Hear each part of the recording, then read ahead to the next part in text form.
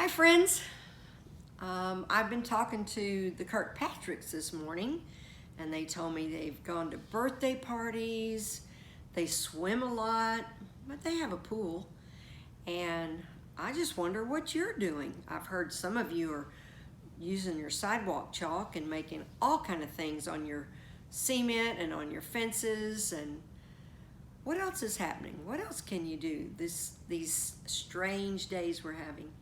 Well, I have a good story for you. It's in the Storybook Bible, and it's called The Young Hero and the Horrible Giant. It comes from 1 Samuel 17. God's people had some scary enemies, but the Philistines were the scariest of them all. And now the Philistines had come to fight them. The Philistines had a secret weapon called Goliath. Goliath was a terrifying soldier, and worst of all, he was a giant, taller than any man anywhere. A giant so strong and so tall and so scary that no one had ever been able to fight him and live to tell it. So there they were, the Philistines standing on the top of one hill and God's people standing on the top of the other. Every day Goliath came out and shouted, "Send your best soldier to fight me. If he wins, we will be your slaves.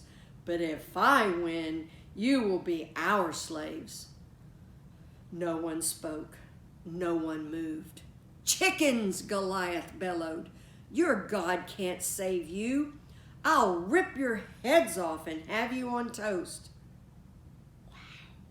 His beady, greedy eyes glowered at them hungrily from under his horrible helmet, as if any minute he really might just gobble them all up. And he laughed his terrible laugh. "Ha ha!" he boomed, echoing horribly around and around the dry, dry valley. There's the amazing giant, Goliath. Well, Goliath might just as well have been a green, slimy monster with 3 heads, because God's people froze with fear. Their eyes glazed over and they turned deathly pale. They knew if someone didn't do something quick, if someone didn't save them, but God would do something. He would send someone to save them. Now you remember that David was the youngest son of Jesse? Well, his brothers were soldiers in the army. One day when David brought his brothers their lunches, he saw Goliath, and he saw how scared everyone was. "Don't be afraid," David said. "I'll fight him for you." "You're only a little shepherd boy," the king said, "and Goliath is a great soldier. How can you fight him?" "God will help me," said David. So the king gave David his royal armor to wear, but it was too heavy and too big, and David couldn't even walk.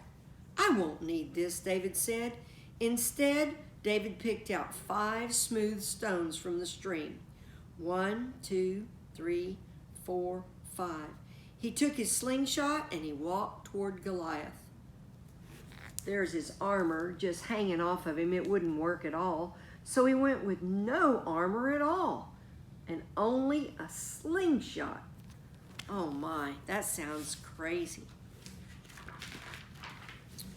Ooh, that Goliath is scary. Goliath walked toward David. Thud, thud, thud. "You?" Goliath peered down at the small boy. "I'm little," David shouted up to him, "but God is great." Goliath laughed, an even terribler laugh than usual. "Ha ha ha ha ha!" With one swing of his giant sword, Goliath could finish that boy off. But David kept going. It isn't how strong you are or how many swords and spears you have that will save you. It is God who saves you. This is God's battle, and God always wins his battles. David put a stone in his sling. He swung it around and let it go. The little stone flew like a bullet through the air and struck Goliath right between the eyes. Goliath stopped laughing. He stumbled and he staggered and he crashed and he fell dead. When the Philistines saw Goliath was dead, they ran away. And when God's people saw them running away, they cheered. God had saved his people. David was a hero. Many years later, God would send his people another young hero to fight for them and to save them. But this hero would fight the greatest battle the world had ever known.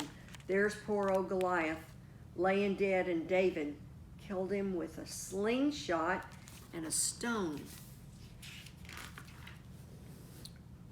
Well, I hope you find something new to tell me that you did.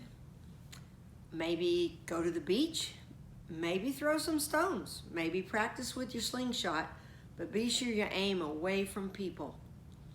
I'll see you soon. Bye-bye.